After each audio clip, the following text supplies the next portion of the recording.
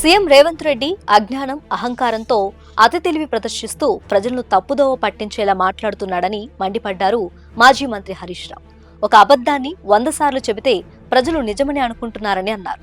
శుక్రవారం justice PC Ghosh కమిషన్ను కలిసిన హరీష్ రావు కాళేశ్వరం ప్రాజెక్టుకు సంబంధించిన అదనపు సమాచారం అందజేశారు. ఆ తర్వాత మీడియాతో మాట్లాడుతూ కాళేశ్వరం ప్రాజెక్టు పనులు పూర్తిగా కేబినెట్ ఆమోదంతోనే జరిగాయన్నారు. మేడిగడ్డ పనులకు కేబినెట్ 6 సార్లు ఆమోదం తెలిపిందని, అసెంబ్లీలో కూడా 3 సార్లు ఆమోదం పొందిందని తెలిపారు. ఈ విషయాలకు సంబంధించి డాక్యుమెంట్లను పూర్తిగా కమిషన్కు అందజేశామన్నారు.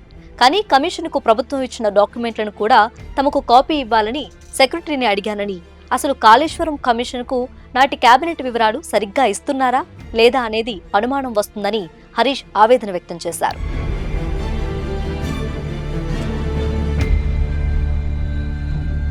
కృష్ణా బేసిన్లో 299 టీఎంసీల విషయంలో తెలంగాణకు అన్యాయం చేసింది కాంగ్రెస్ పార్టీనే అని హరీష్ రావు అన్నారు. రాష్ట్ర ఏర్పాటు అయ్యాక కేవలం 42 రోజుల్లోనే కేసీఆర్ కేంద్రాన్ని నీటి పంపిణీ కోసం అడిగారు. కానీ ఇప్పుడు సీఎం రేవంత్ ఆ నిజాన్ని దాచి ప్రజలను తప్పుదారి పట్టిస్తున్నారని మండిపడ్డారు. సీఎం రేవంత్ నీటి పంపకం ట్రిబ్యునల్ పరిధిలో ఉందని ఓపెన్ గా చెప్పాడని, బోర్డు తాత్కాలికంగా వాటాలను వెల్లడిస్తుందని రేవంత్ అంగీకరించాడని అన్నారు.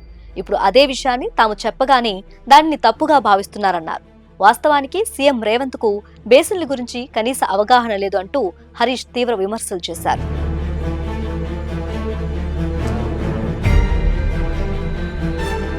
ప్రజాభవన్లో సీఎం రేవంత్ రెడ్డి ఇచ్చింది పవర్ పాయింట్ ప్రెజెంటేషన్ కాదు. కాంగ్రెస్ పార్టీ తెలంగాణకు 50 ఏళ్లుగా చేసిన మోసాలకు కవర్ పాయింట్ ప్రెజెంటేషన్ అని విమర్శించారు హరీష్ రావు. రేవంత్ ఒక్కడే అజ్ఞాని అనుకున్నారు.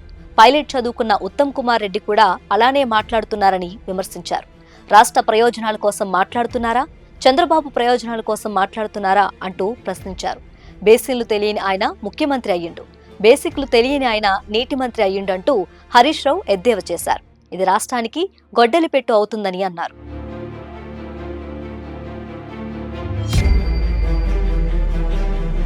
ఉమ్మడి ఆంధ్రప్రదేశ్లో నాటి కాంగ్రెస్ పాలకులు కృష్ణా పరివాహక ప్రాంతంలో ఇదే జానారెడ్డి, ఉత్తమ్ కుమార్ రెడ్డి, కోమటిరెడ్డి వెంకటరెడ్డి లాంటి చేతకాని నేతల వల్ల నాడు 299 టీఎంసీ నీరు మాత్రమే తెలంగాణ ప్రాజెక్టులు కేటాయించారని ఆరోపించారు. ఒకవేళ నీళ్ల విషయంలో కేసీఆర్ శాశ్వత ఒప్పందం చేసి ఉంటే సెక్షన్ 3 గురించి రాష్ట్రం ఏర్పడిన 42 రోజే ఎందుకు ట్రిబ్యునల్కు లేఖ రాశారో కాంగ్రెస్ నేతలు చెప్పాలన్నారు. తెలంగాణలో ఉన్న 62% నదీ పరివాహక ప్రాంతం ఆధారంగా నీళ్లు కేటాయించారని, ఇది తమ హక్కు అని కేసీఆర్ ట్రిబ్యునల్ను విజ్ఞప్తి చేసింది వాస్తవం కాదా అని అన్నారు. ప్రజాభవన్లో గురువారం సీఎం రేవంత్ రెడ్డి చెప్పినవన్నీ పచ్చి అబద్దాలే అని అన్నారు. గత 50 ఏళ్లుగా కాంగ్రెస్వి అబద్దాలు, మోసాలేనని ఫైర్ అయ్యారు.